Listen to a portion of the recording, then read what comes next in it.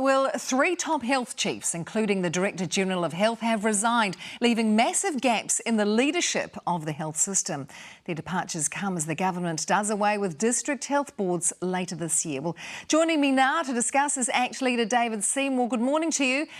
The announcements come that Dr Bloomfield's moving on. It's a little earlier than planned. Does it surprise you? Look, everyone's got to go. It's obviously been a busy time for him, but I think we're putting a bit too much emphasis on this. I mean, nobody knows, for the most part, who is in charge of the Ministry of Education or the Treasury or the Ministry of Social Development. What about the other changes? Do you feel it bodes well for our health system and the restructuring of the boards? Plenty of change all at once. Well, DHBs have been a problem for a long time. Everyone agrees they have to go.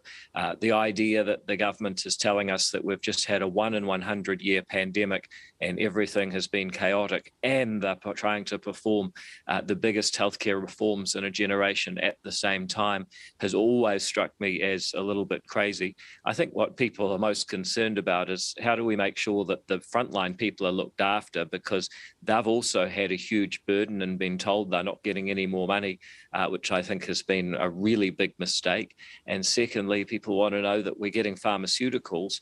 We're becoming a third world country when it comes to access to medicines, and that's not even being properly considered in these reforms. So, there's some underlying structural things. How do we look after frontline people? How do we get medicine? How do we make sure healthcare IT is working?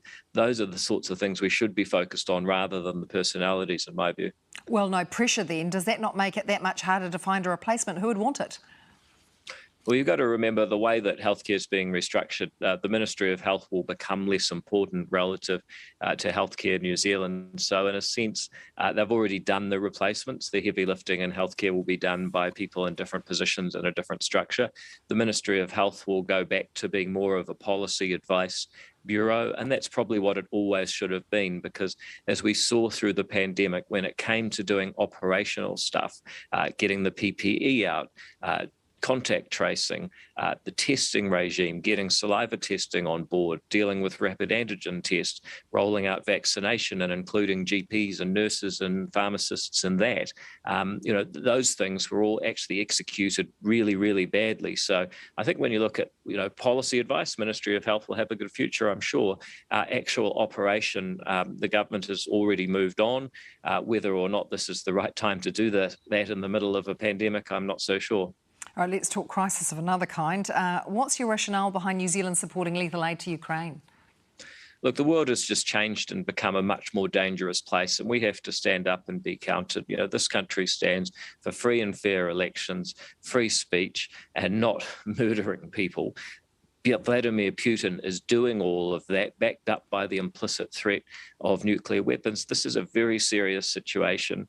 The way that the Western world has rallied, including Australia, to say, look, we are on the right side of this, has been so impressive. And it's not just governments, it's also businesses, it's also communities around the world.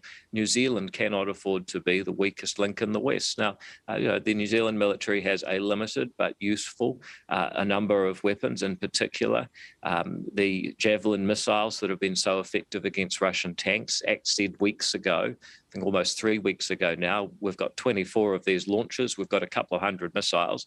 There's no Russian tanks in New Zealand right now. Maybe we should send them to the people who are desperately defending their homes and their democratic way of life. Can I jump in there? You won't call Putin a war criminal, yet you're happy to support supplying missiles to attack him. Well, you don't need someone to be a war criminal to attack him. There's lots of people in wars that are worth winning, even if the person isn't a war criminal. But let's also be clear, what I have said is I think that he is a war criminal. If you're asking David Seymour at home, yeah, I think he is.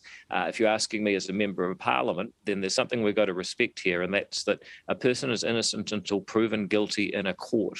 And that's very important, because that's the difference between us and him. He doesn't give people a fair trial before he locks them up.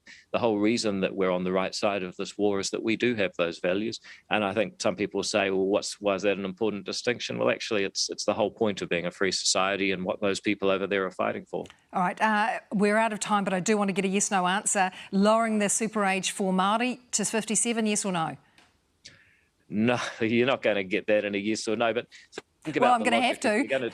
If you're going to do that, let's put the super age up for women and Asians who live longer. I mean, come on, let's be realistic. It's an absurd claim. It's just more politicking by the Maori Party. I'll take that as a no. Well done. ACT leader David Seymour, thanks for your time this morning.